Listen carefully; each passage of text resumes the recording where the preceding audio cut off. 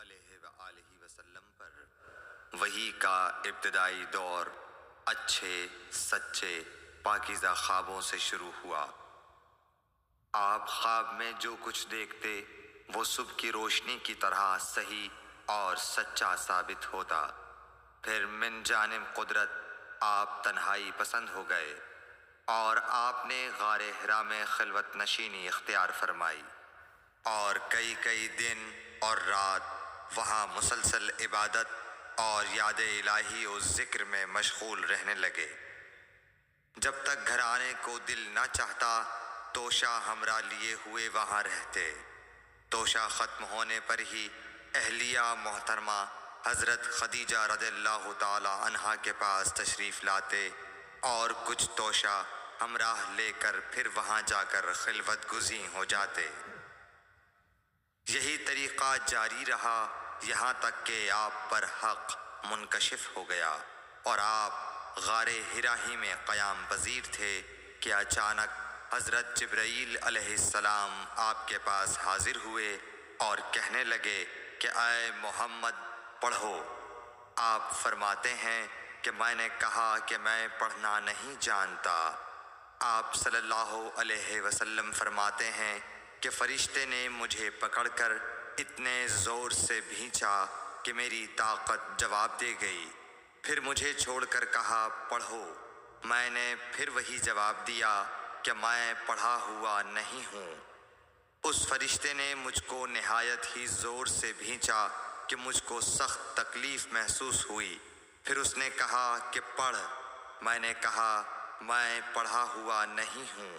فرشتے نے تیسری بار مجھ کو پکڑا اور تیسری مرتبہ پھر مجھ کو بھینچا۔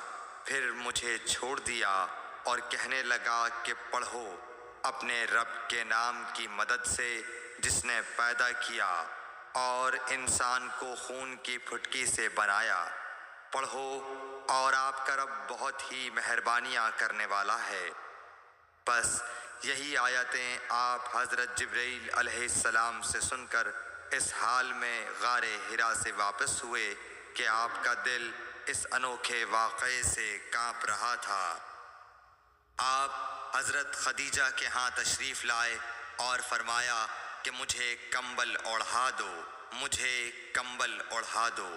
لوگوں نے آپ کو کمبل اوڑھا دیا۔ جب آپ کا ڈر جاتا رہا تو آپ نے اپنی زوجہ محترمہ حضرت خدیجہ رضی اللہ تعالی عنہا کو تفصیل کے ساتھ یہ واقعہ سنایا اور فرمانے لگے کہ مجھ کو اب اپنی جان کا خوف ہو گیا ہے۔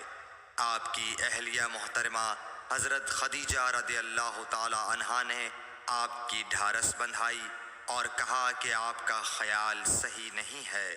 اللہ کی قسم آپ کو اللہ کبھی رسوا نہیں کرے گا۔ آپ تو اخلاق فاضلہ کے مالک ہیں۔ آپ تو کنبہ پرور ہیں، بے کسوں کا بوجھ اپنے سر پر رکھتے ہیں، مفلسوں کے لیے آپ کماتے ہیں، مہمان نوازی میں آپ بے مثال ہیں اور مشکل وقت میں آپ امر حق کا ساتھ دیتے ہیں۔ ایسے اوصاف حسنہ والا انسان یوں بے وقت ذلت و خواری کی موت نہیں پا سکتا۔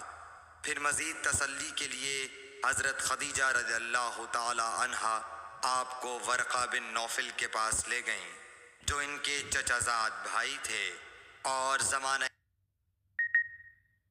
جاہلیت میں نصرانی مذہب اختیار کر چکے تھے اور عبرانی زبان کے کاتب تھے۔ چنانچہ انجیل کو بھی حسب منشائے خداوندی عبرانی زبان میں لکھا کرتے تھے۔ انجیل سریانی زبان میں نازل ہوئی تھی، پھر اس کا ترجمہ عبرانی زبان میں ہوا۔ ورقہ اسی کو لکھتے تھے۔ وہ بہت بوڑھے ہو گئے تھے، یہاں تک کہ ان کی بینائی بھی رخصت ہو چکی تھی۔ حضرت خدیجہ رضی اللہ تعالی عنہا نے ان کے سامنے آپ کے حالات بیان کیے اور کہا کہ اے چچا زاد بھائی، اپنے بھتیجے محمد صلی اللہ علیہ وسلم کی زبانی ذرا ان کی کیفیت سن لیجئے۔ وہ بولے کہ بھتیجے آپ نے جو کچھ دیکھا ہے اس کی تفصیل سناؤ۔ چنانچہ آپ صلی اللہ علیہ وآلہ وسلم نے از اول تا آخر پورا واقعہ سنایا، جسے سن کر ورقہ بے اختیار ہو کر بول اٹھے کہ یہ تو وہی ناموس معزز رازدان فرشتہ ہے جسے اللہ نے حضرت موسیٰ علیہ السلام پر وحی دے کر بھیجا تھا۔ کاش میں آپ کے اس عہد نبوت کے شروع ہونے پر جواں عمر ہوتا، کاش میں اس وقت تک زندہ رہتا جب کہ آپ کی قوم آپ کو اس شہر سے نکال دے گی۔ رسول کریم صلی اللہ علیہ وآلہ وسلم نے یہ سن کر تعجب سے پوچھا کہ کیا وہ لوگ مجھ کو نکال دیں گے، حالانکہ میں تو ان میں صادق و امین و مقبول ہوں۔ ورقہ بولا، ہاں یہ سب کچھ سچ ہے، مگر جو شخص بھی آپ کی طرح امر حق لے کر آیا لوگ اس کے دشمن ہی ہو گئے ہیں۔